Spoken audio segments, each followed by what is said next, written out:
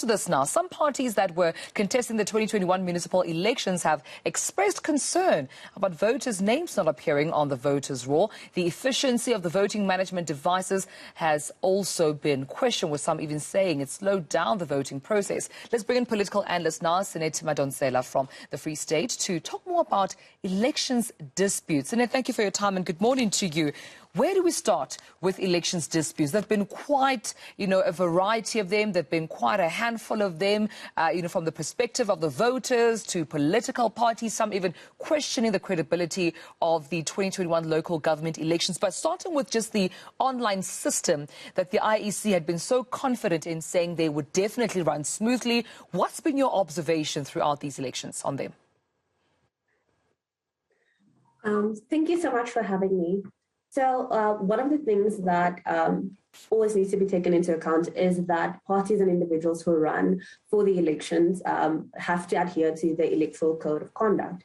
And then once there are violations or you suspect that something is not right in terms of the elections, you have the right to then dispute. So in terms of what's been coming up in terms of the voter management devices and people's names not participating on the voter roll, is that the Electoral Commission actually allowed people to then voice their concerns or to take voice their concerns or take the disputes to the Electoral Commission. And then they had until the 3rd of November, which is 2 days ago, at 5 o'clock, they had to submit everything to the Electoral Court, in which case they will then investigate these instances where there were people's names who didn't appear on the ballots, if there were people who had problems in terms of ballot box stuffings, and so on. So then once that happens, the Electoral Commission can then investigate it. And then, I just think that there was a lot of unhappiness, but I also think that in some municipalities, the elections actually did go fairly well. Yeah, with those disputes, though, and those concerns raised, do you still think, or do you think that the elections were free and fair, as we've heard from President Ramaphosa as well as the IEC last night? I do think that in most of the instances, or in most cases, there were free and fair elections.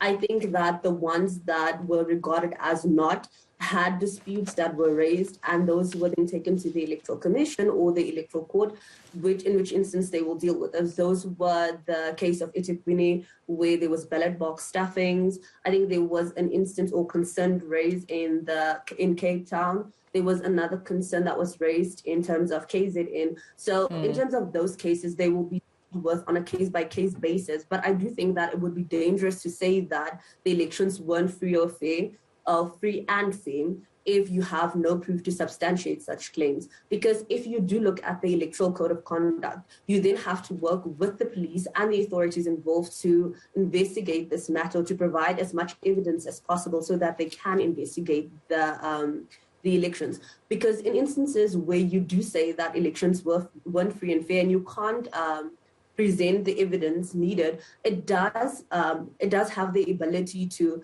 evoke feelings in terms of your population, and people might get riled up and think that there were problems, especially if there were maybe not problems. All right, well, we'll have to leave it there, Sanet Madonsela, but thank you so much for joining us this morning, giving us your perspective.